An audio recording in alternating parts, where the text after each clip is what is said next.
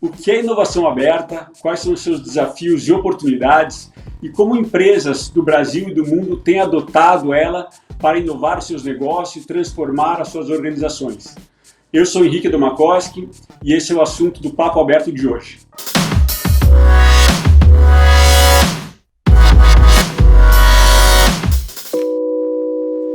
Hoje estamos recebendo um convidado muito especial. Ele é vice-presidente de tecnologia do Grupo Boticário. O Grupo Boticário, para quem não sabe, começou aproximadamente 45 anos atrás, em São José dos Pinhais, cidade localizada na região metropolitana de Curitiba, quando o seu Miguel Kriegner fundou uma farmácia de manipulação e que hoje se transformou num grupo com mais de 3.500 lojas espalhadas por todo o Brasil, mais de 15 países, um faturamento de 15 bilhões de reais e que sempre teve inovação em seu DNA. O Boticário figura, e não é de hoje, entre as empresas mais inovadoras do Brasil. E à frente disso está ele, Daniel Knofels, que é diretor de tecnologia do grupo.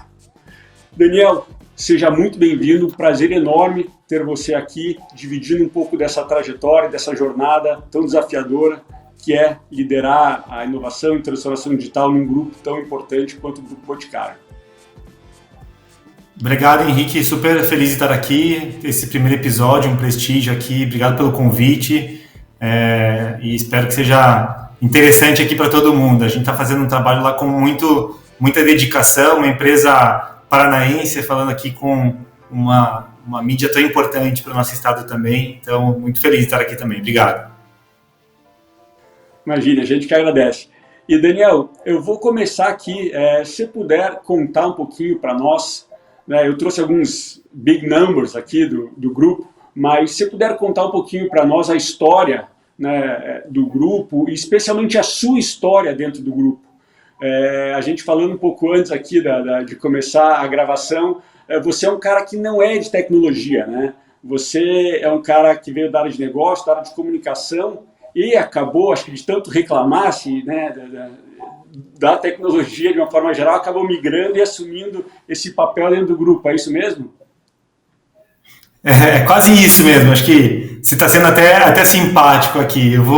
Eu brinco que eu sou o chato que reclamava tanto que as coisas não funcionavam, que ficava lá dizendo que precisava mudar, que precisava fazer diferente, que uma hora o CEO da época e o meu atual gestor, né, que é o CEO atual, que é o Modé, chegaram para mim e falaram: para de reclamar e vem aqui ajudar a fazer, né? É óbvio que não foi desse jeito, mas sim, eu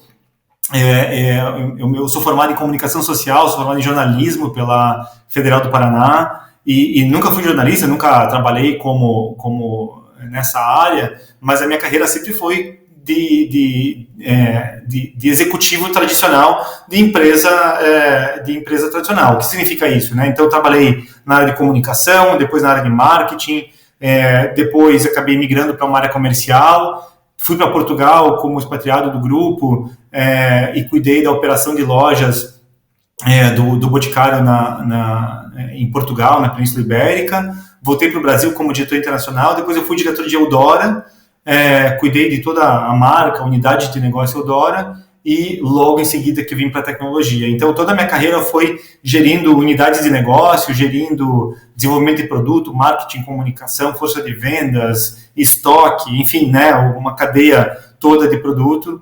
E no final, eu estava tão envolvido com tecnologia porque a gente percebeu que ela era tão necessária para melhorar a vida do nosso cliente, para a gente trazer resultado para as revendedoras, para os franqueados, para o nosso dia a dia, para os nossos consumidores, que a tecnologia acabou virando core. E eu percebi isso quando estava no outro lado da mesa, digamos assim, e realmente eu era um pouco chato, reclamava muito e percebi que as coisas precisavam mudar. Não sabia que eu ia terminar operando uma boa parte dessa mudança.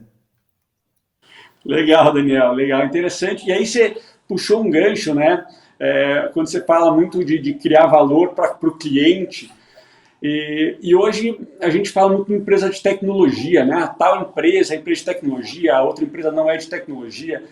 E no final do dia eu acho que esses rótulos, eles estão parando de fazer muito sentido, né? Porque ou a empresa é nativa digital ou ela não é nativa digital. Mas em algum momento todas elas vão ter que se digitalizar sob pena de perder a relevância. E aí, em casos mais extremos, a gente tem a própria Amazon, né, onde a gente não sabe se é uma empresa de tecnologia ou um retail, o que é, afinal de contas, né? E aí, quando a gente fala, aí, trazendo um pouco para o grupo Boticário, que é uma empresa não nativa digital, que é uma empresa tradicional, né, familiar, como é que foi esse movimento de transformar um mero departamento de TI numa empresa digital? Acho que essa discussão que você está falando é uma discussão que faz com que a gente, nós executivos e em geral, a gente perca tempo na discussão errada, né? Ser ou não ser uma empresa de tecnologia, no final a tecnologia ela trabalha em favor de alguma coisa e a melhor tecnologia trabalha em favor do cliente, em favor de gerar eficiência de tempo para as pessoas que compram conosco, de gerar melhores informações para essas pessoas fazerem melhores escolhas dos seus produtos, encontrar os melhores preços, maior velocidade de entrega dos produtos para elas poderem ter acesso àquilo que elas compraram mais rápido, ou ter acesso a crédito, ter acesso a meios de pagamento, ou melhorar a eficiência da própria empresa. Mas a tecnologia em si, ela não entrega nada, né? Ela serve para isso, ela serve para esses fins.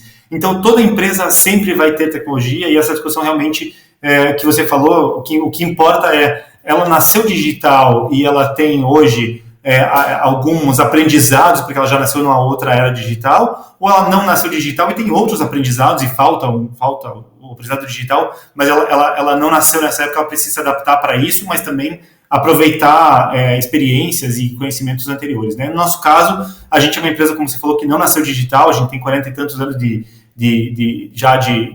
trajetória, de muito sucesso, né? Uma empresa muito grande,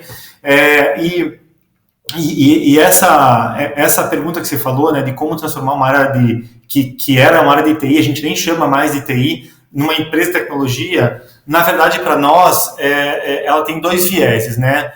O primeiro, que é uma questão de sobrevivência, mais do que questão de sobrevivência, é uma questão de continuar entregando o valor que uma empresa como o Boticário sempre conseguiu entregar.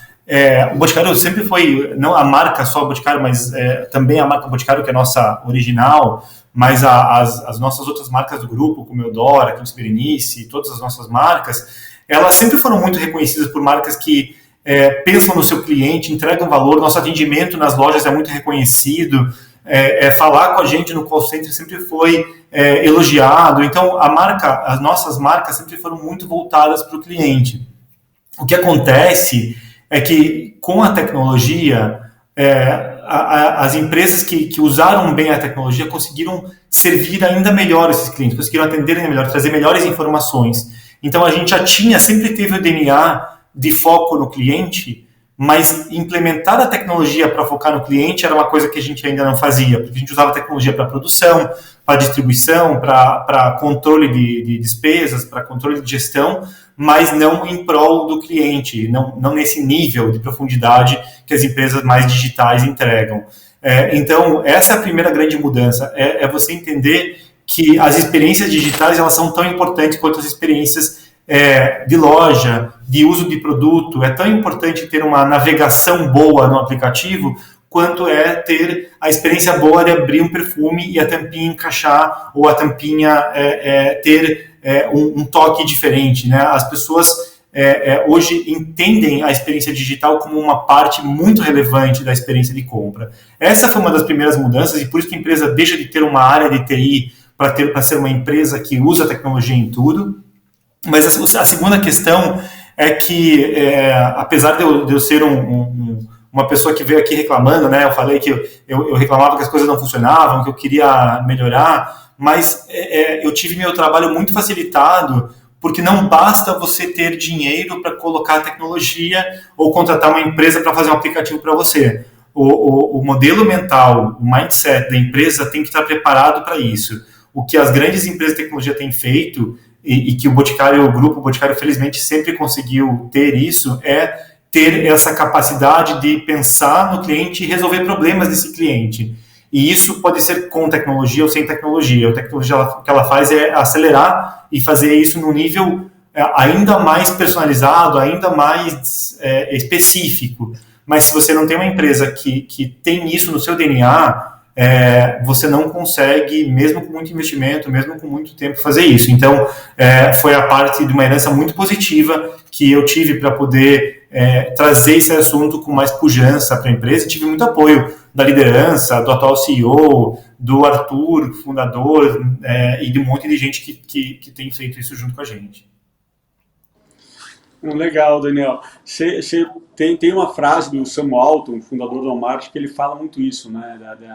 Só existe uma pessoa que pode demitir qualquer um na empresa, do estagiário ao CEO, que é o cliente. Justamente ele parar de comprar, né, e gastar o dinheiro dele em outro lugar. Então, dentro desse contexto, é justamente isso. Eu entendo muito, eu concordo de gênero no número grau com você, onde que a tecnologia é o meio, né? No final do dia, o cliente não está muito interessado em qual linguagem de programação que está sendo usada. Ele quer a vida dele melhorada, no sentido, né, a experiência com ele com a marca, etc., uma experiência melhor. E aí eu já pego um outro gancho aqui, né, e um dos pilares da transformação digital passa por você transformar o dado, né, em ativos estratégicos. Né? Hoje fala-se muito, o dado é o novo petróleo, etc., como vocês veem isso? Dá para dizer, obviamente que sempre, por questões óbvias, né, respeitando a LGPD e tudo isso, né, a questão legal que tem que ser respeitada, mas vocês podem dizer que dado no Boticário é quase tão importante quanto a perfumaria? Sabe que uma das coisas que eu aprendi com tecnologia é que a gente, nós executivos, né, as empresas, a gente vive angustiados porque a gente está correndo atrás de alguma coisa que a princípio ficamos para trás e começa a fazer sem saber o para quê. E para mim esse é o grande risco das empresas, né, e dos executivos, que é tentar surfar ondas, mas não entender o porquê. Então, dados para a gente, eles são tão relevantes quanto um perfume, né, que foi a tua provocação aqui. Sim, eles são super importantes, tão importantes quanto o perfume, mas na verdade os dados são importantes se utilizados como a gente utiliza o perfume, né? Então, nessa comparação que você fez, o que isso significa, né? O que é o perfume para o Grupo Boticário, né? Ele é um produto que a gente faz com muito cuidado, com muita pesquisa, muita atenção, com muito investimento, inclusive, para a satisfação do cliente, né? O perfume, quando ele funciona bem, a pessoa ela vai ter sentimentos muito positivos ao usar, ela vai ter memórias emocionais, ela vai ter reconhecimento das pessoas que estão em volta, porque aquele cheiro, aquela fragrância estimula coisas positivas, lembra momentos legais. Então, o perfume ele entrega valor para as pessoas percebido, elas sentem que ao usar aquele perfume, elas ficam mais bonitas, elas ficam conectadas com alguma coisa emocional, elas se conectam com outras pessoas, enfim, para cada pessoa tem uma entrega àquele perfume, àquele produto. Os dados têm que ter o mesmo significado. Então, não se trata de coletar dados, porque falar que o dado é novo petróleo, como, né, se fala muito, ele é parcialmente verdade, mas se você fica coletando e não usa em benefício de alguém, ele não tem valor. Então, é muito parecido com essa correlação que eu fiz com o perfume. O dado tem que ter valor para o cliente. O que é o dado valor para o cliente? Imagina que eu sou cliente e eu estou navegando no site da marca Boticário, Deodora, ou no aplicativo, e aí o site me conhece, ele tem meus dados, ele sabe quem eu sou. Com base nesse conhecimento, se ele puder encurtar meu tempo de navegação para que eu possa achar aquilo que eu provavelmente buscaria, o dado trabalhou a meu favor e eu salvei tempo meu para fazer outras coisas que me são mais valiosas. Ou esse dado me ajudou a ficar mais tempo no site, mas me deu um conteúdo que eu buscava. Ele me deu profundidade. Então, os dados servem para alguém se eles estão em prol de relações parecidas com essas que eu falei do perfume, que ele me ajuda a trazer algum benefício racional ou sensorial ou emocional. Então, o dado para diminuir o tempo de navegação, que eu já falei, o dado para melhorar a profundidade, que eu já falei também, o dado para me ajudar a escolher o melhor preço, para fazer a melhor pesquisa de marcas que me atraem. Então, os dados têm que servir para alguma coisa para o cliente. Aí sim ele tem muito valor e a gente está olhando com esse viés. E para chegar lá é tão difícil quanto fazer um bom perfume. Fazer perfume, né, nessa mesma analogia, qualquer um faz em casa, né? Você mistura uma essência com álcool e com água, basicamente é o perfume. Agora, trazer um perfume de qualidade exige muito investimento, exige uma essência específica, exige um álcool tratado, uma água tratada, temperatura ideal e o processamento ideal. Capturar dados qualquer um faz. Usar bem os dados exige um tratamento ideal, como fazer um bom produto. Legal, legal. E aí agora, Daniel, eu queria entrar um pouquinho mais, né, no assunto de inovação aberta, né, onde vocês recentemente aí começaram a se aproximar, aliás, não sei quão recente é isso também, se puder dividir conosco, mas do universo de startups. Né, startups aí, todo mundo sabe, né, que tem mudado aí a nossa forma de fazer as coisas, desde pedir comida, se locomover, etc. E o Grupo Boticário, ele tem se aproximado desse universo, né? Eu queria que você falasse um pouquinho o porquê disso, como é que tem se dado esse movimento, e especialmente uma curiosidade aqui, é como vocês tratam essas novas startups com a área de P&D de vocês, porque o Boticário ele sempre foi muito conhecido também por ter uma área de P&D, né? Investir bastante em pesquisa e desenvolvimento, e aí você vem com esse universo de startups, né, empreendedores de fora. Como é que é essa relação? Existe relação entre esses setores? Não existe? Puder dividir conosco? Claro, e tem uma coisa muito legal, na verdade, e você vai ver que eu sempre repito, eu sempre volto nisso, né? Eu sou provocador um pouco com isso, das empresas fugirem dos modismos, porque se você pegar o toolkit da transformação digital, né? Eu até brinco com essa expressão transformação digital, ela diz tanta coisa para tanta gente que ela, no final das contas, não diz nada, né? Porque cada um imagina uma coisa, então aquilo não tem um significado claro. Então, tem o toolkit de transformação digital, que é você captura dados, você fala com startups e você lança aplicativos, né? Todo mundo acha que fazendo essas 3 ou 4 coisas aqui, você se transformou em sua empresa. E na prática, não, você tem que saber o que está fazendo e saber o que está entregando. Eu provoco muito isso. E essa relação com o startup tem muito a ver com isso também, né? Com esse olhar, a gente está fazendo, né? Quem olha por fora enxerga mais ou menos isso que eu estou falando, que eu estou tirando aqui um pouco de onda em cima disso, mas na verdade, por trás tem motivos bem diferentes. Então, como é que surgiu esse programa de aceleração de startups? Ele vem antes disso, que é o seguinte: nós, nesse modelo de entender que a gente entrega valor para o cliente ao entregar produtos digitais com experiências boas e com tão importantes, tão relevantes quanto o nosso produto de cosmética, de perfumaria e maquiagem, então a gente entendeu que a gente precisava ser especialista desses produtos. O que significa isso? Significa que a nossa equipe que desenvolve aplicativos, site, outras frentes de produtos digitais são equipes próprias.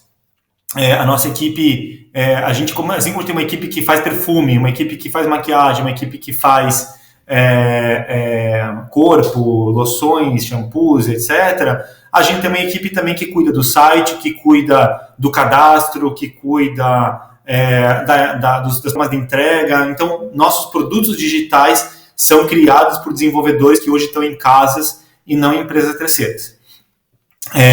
Isso é uma decisão estratégica nossa. Por que eu estou falando isso? Porque ao fazer isso faz com que a gente fique muito centrado na nossa própria experiência, no nosso próprio conhecimento, na experiência do cliente. A gente acha que isso tem valor mesmo, que a gente acha que ninguém conhece o cliente tão bem quanto a gente. Mas ao tomar essa decisão, a gente achou que a gente precisava ter também uma preocupação em manter um olhar para o que está acontecendo lá fora.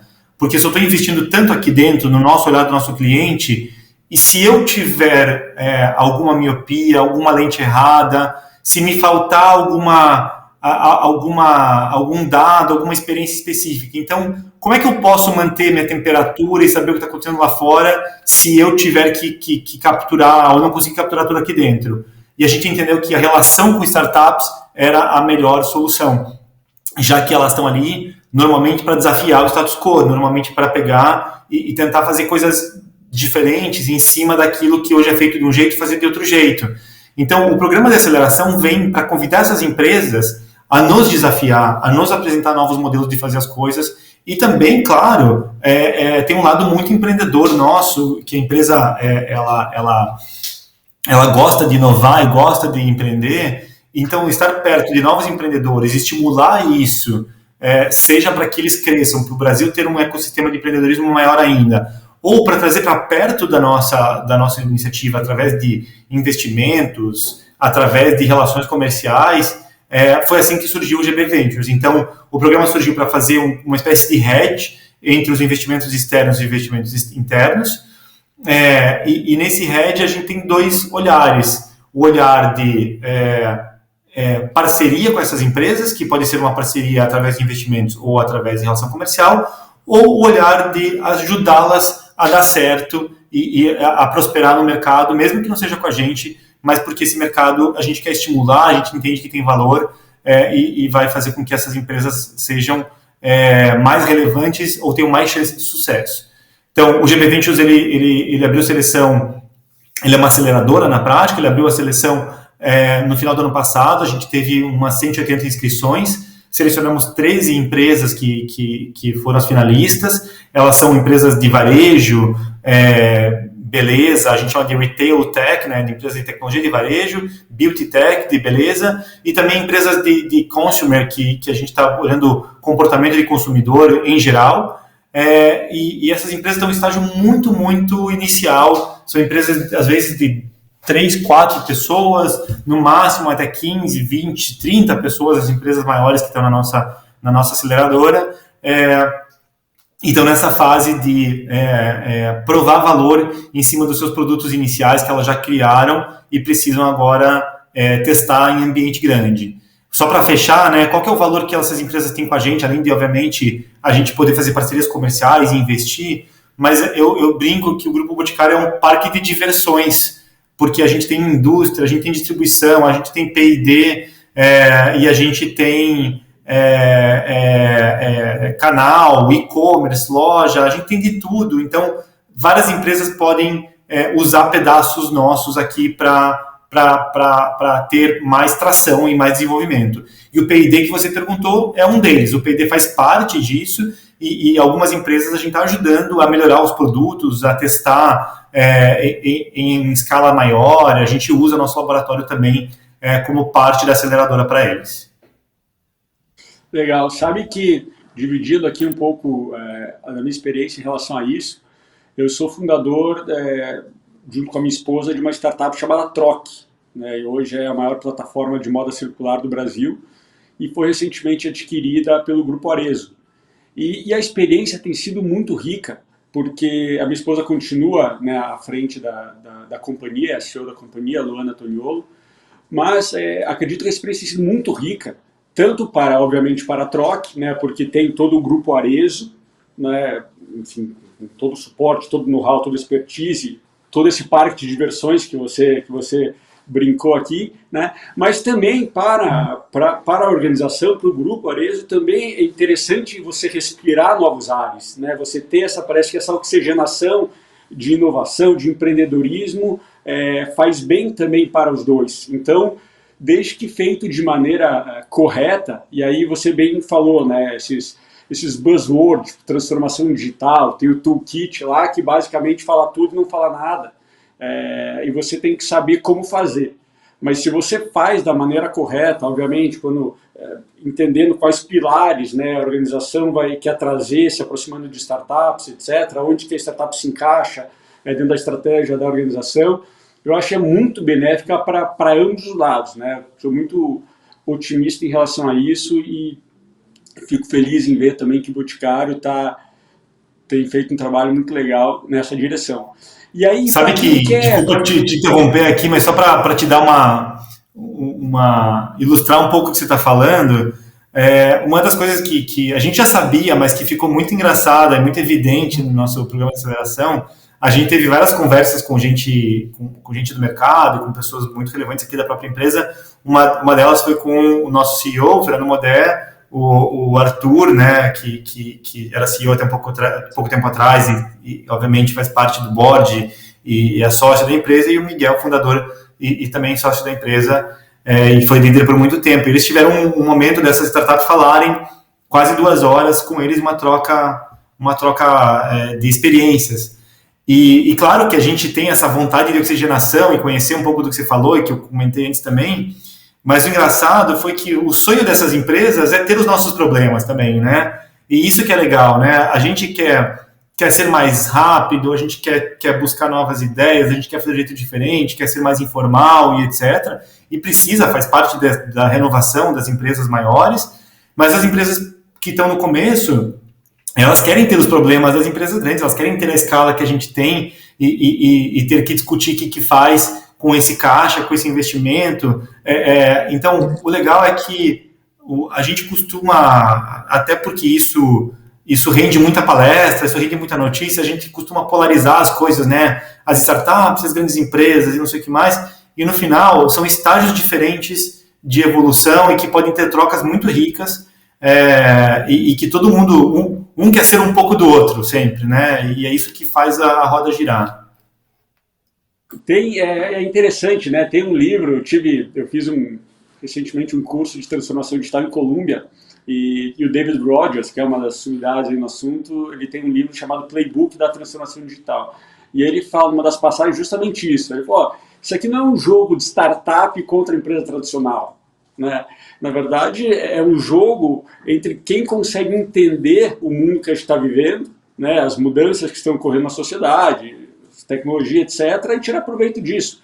Cada uma tem as suas, enfim, as suas diferenças, né? São estágios diferentes. Então, acho que certamente é uma troca que é um aprendizado para ambos. Muito legal. E quem está interessado, como que é? Vocês abrem, as startups estejam interessadas em saber mais da GB Ventures, vocês abrem rotineiramente, está aberto, não está? Como é que é isso aí?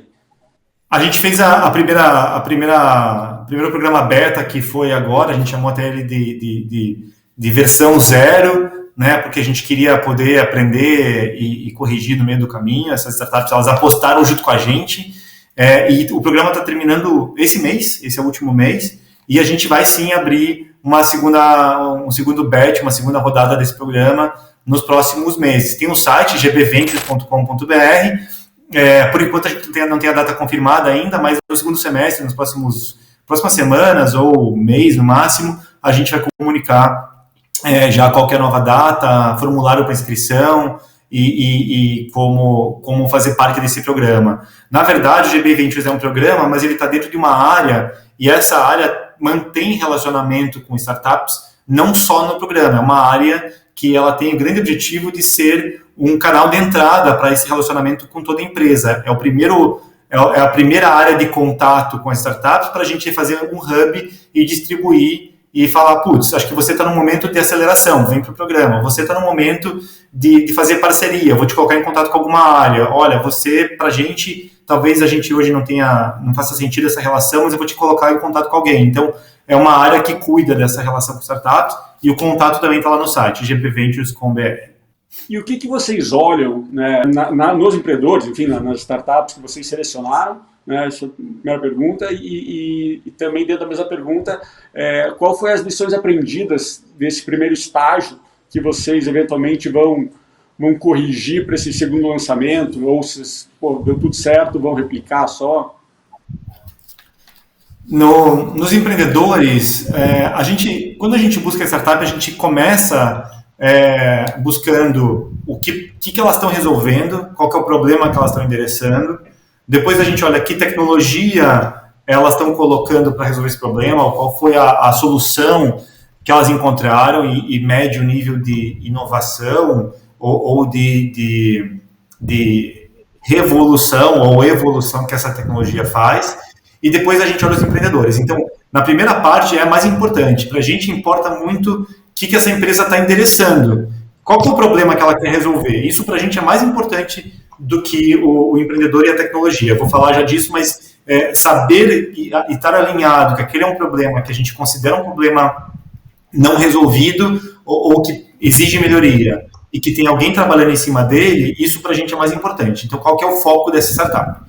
quando a gente olha a inovação, a tecnologia, a gente vê esse grau de diferenciação versus aquilo que hoje o mercado faz.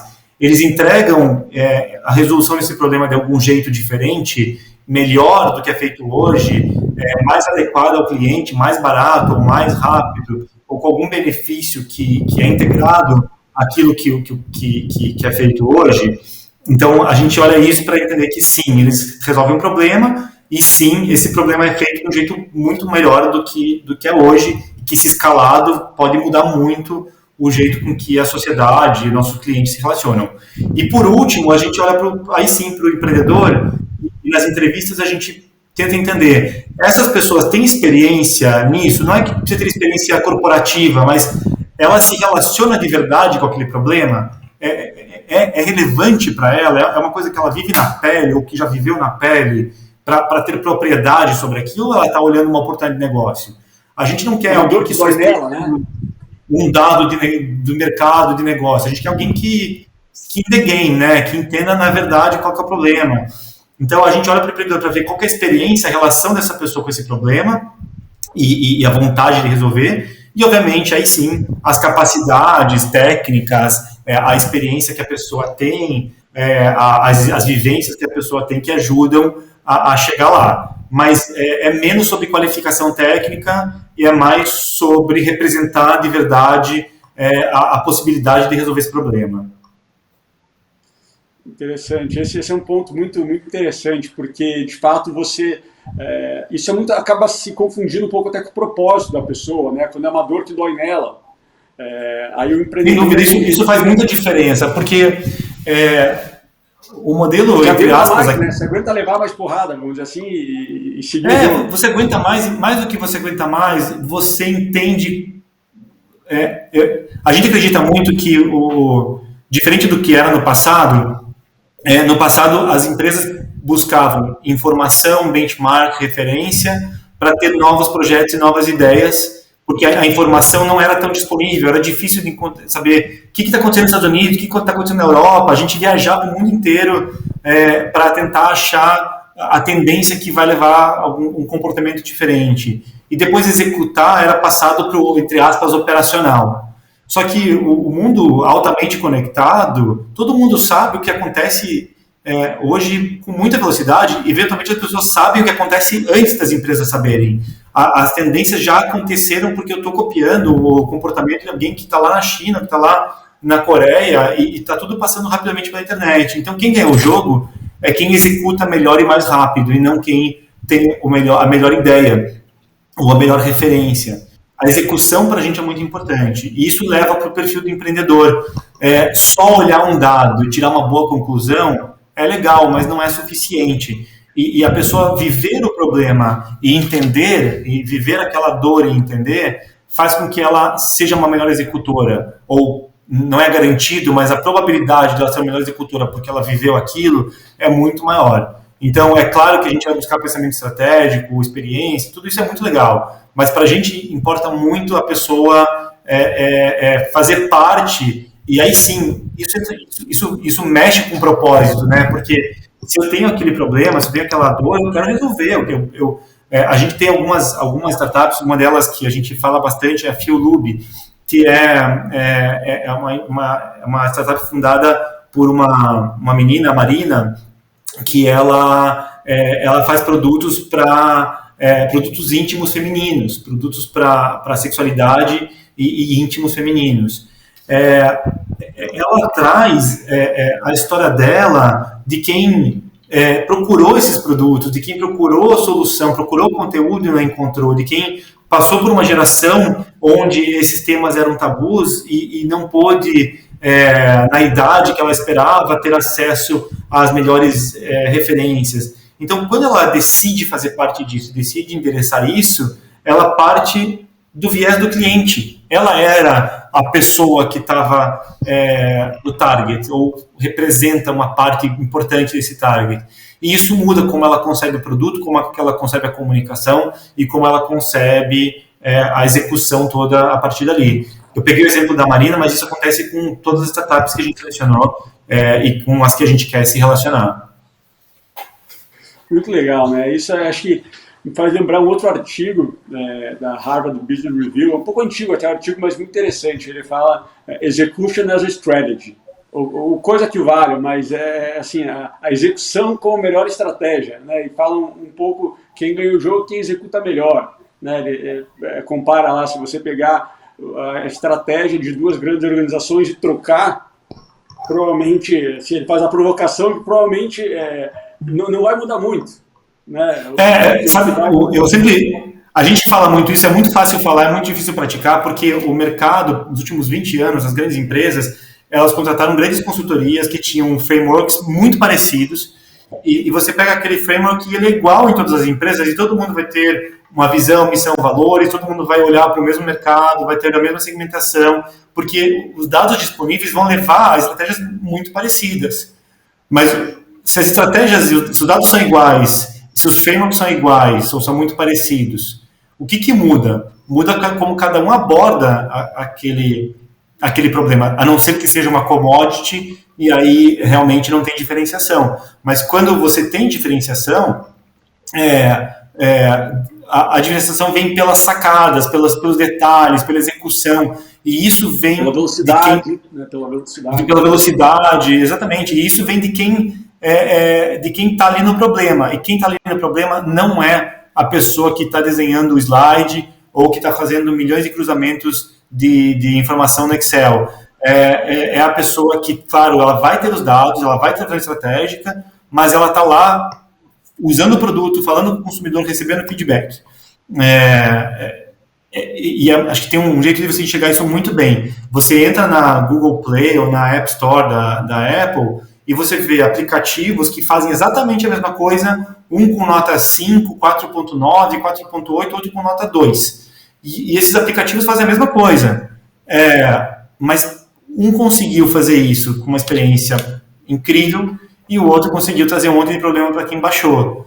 A estratégia é a mesma, a execução foi diferente. Isso acontece com banco, isso acontece com varejo. Qual a diferença dos bancos digitais que estão desafiando os bancos tradicionais? Eles oferecem a mesma coisa, poupança, cartão de crédito, investimentos maiores, gestão de conta corrente e também tudo online. E os bancos tradicionais também. Mas a forma e a execução faz com que eles tenham essa competitividade.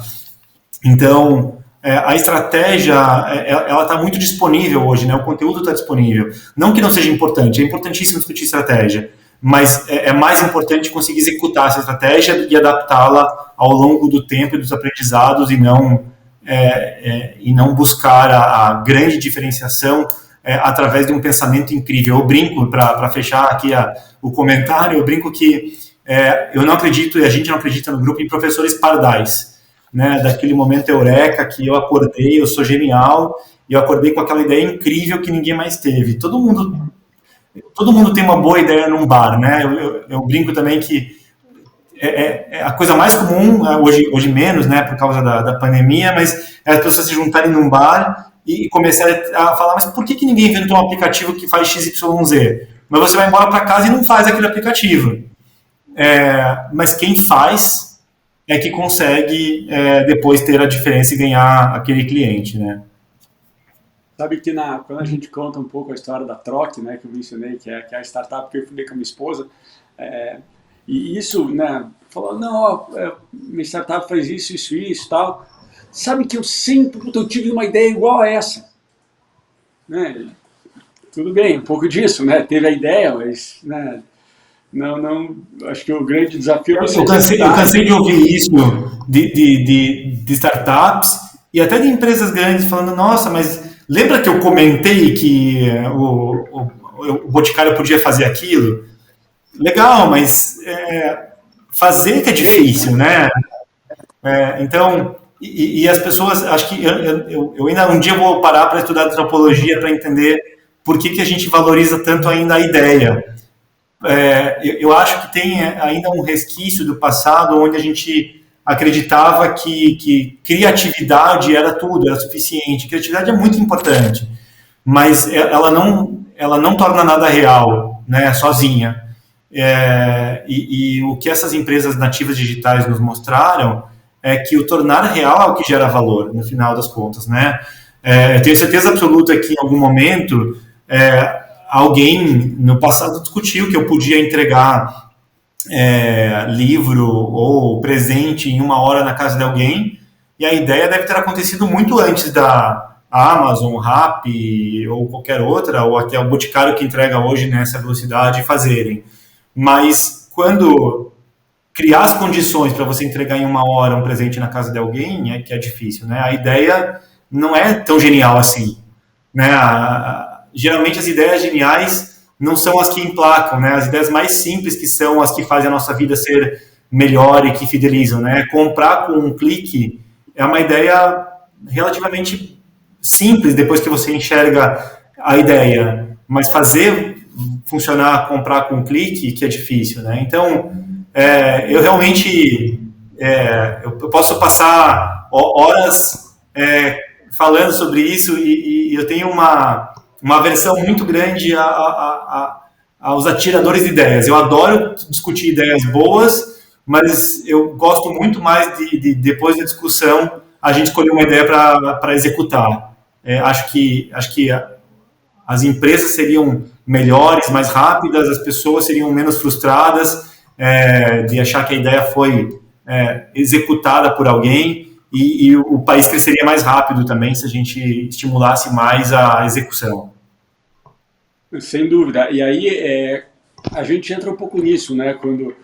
Por isso que eu sou a favor de compartilhar a sua ideia. Você tem uma ideia de um negócio, um aplicativo, ou qualquer coisa, compartilhe a sua ideia, colha feedback, né? Essa é a melhor forma de você avançar, segredo, né? Eu tive uma ideia aqui, mas não vou contar para ninguém, senão vão copiar, etc. Né? Então, assim, isso é um pouco... Não, ao meu ver, não faz muito sentido, né? Eu estou falando na terceira pessoa, mas eu por muito tempo fui esse cara frustrado que tive um monte de ideias e daí eu pensava, tá, mas eu não sei programar, eu não sei até hoje, né, programar, e se eu falar para alguém, alguém vai roubar minha ideia. Então eu não falava para ninguém, mas aí a ideia não serviu para nada até hoje. Então eu já nem sei, nem lembro mais de quais foram essas ideias, porque eu já esqueci delas, né, elas já não existem mais.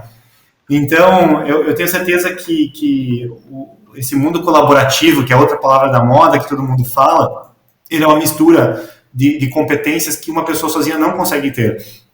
E essas competências, elas vêm pela troca das ideias e pela construção coletiva, e aí sim cada um aportando o seu melhor skill, né, a sua melhor competência. Então, eu acho que é óbvio que você tem que fazer isso num grupo de confiança, porque sim, pode ter alguém que leve a tua ideia e execute diferente, mas eu acho que as empresas e as comunidades de desenvolvedores têm condições de criar essa troca. E isso não é que tem condições, isso já acontece, né? Isso já está sendo feito, e acho que é inevitável para as empresas que não entraram ainda migrarem para esse modelo mais colaborativo, verdadeiro, onde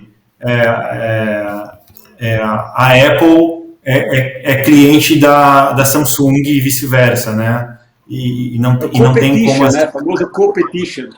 Você coopera e compete ao mesmo tempo. Mas, Daniel, queria agradecer imensamente aqui teu tempo, né? Esse é um assunto que eu sou apaixonado e dá para ver que você também. A gente poderia aqui ficar horas conversando, mas infelizmente acho que temos que terminar. Mas agradeço imensamente o teu tempo, o teu aprendizado. E para finalizar, eu queria que você deixasse aí Que dica você daria para a empresa que quer iniciar esse movimento de transformação digital, que de alguma forma está se vendo ameaçada com tudo isso que está acontecendo e quer dar os primeiros passos? O que você acha que não pode faltar? Muito obrigado, Daniel. Um abraço, conte com a gente aqui sempre. Imagina, eu que agradeço aqui o convite, mas respondendo a tua pergunta, eu dividiria em dois tipos de empresas. Se você é uma empresa grande que percebe esses movimentos e ainda fica discutindo se e como, você está perdendo tempo, porque empresas grandes têm condições de equipes, de dinheiro, de investimentos, de começar a fazer. Então, o melhor jeito sai fazendo e aprende enquanto está fazendo, do que ficar discutindo se fazer e como fazer, porque aí sim o tempo pode passar e pode ser inevitável. Então, as empresas grandes, já estamos em um momento muito avançado para alguém continuar nessa discussão, alguém que já é preponderante no mercado, já tem uma fatia importante daquilo que faz e precisa se manter e se atualizar. Para as empresas menores, pequenas ou médias, eu acho que estão na melhor condição, porque custa muito caro mudar os alicerces de uma empresa grande e exige essas discussões, ou parece que precisa dessas discussões todas que eu estou comentando. Empresas menores, elas exigem menos investimento e elas são mais flexíveis, mais maleáveis, elas aprendem mais rápido, tem menos gente, e com menos gente dá para discutir melhor os aprendizados, a cultura, não precisa convencer tanta gente, tem menos política. Então, aproveitem essa vantagem competitiva, aproveitem que vocês são menores e que são mais flexíveis para trocar mais rápido e não criar um núcleo isolado de tecnologia, de inovação. Permeiem a empresa inteira com isso e façam isso rápido, aproveitem dessa velocidade que o tamanho traz. Legal, Daniel, muito obrigado mais uma vez. Esse foi o Daniel Knofel, diretor de Tecnologia e Inovação do Grupo Boticário. Eu sou o Henrique Domakoski e esse foi o Papo Aberto de hoje. Valeu, gente, um abraço.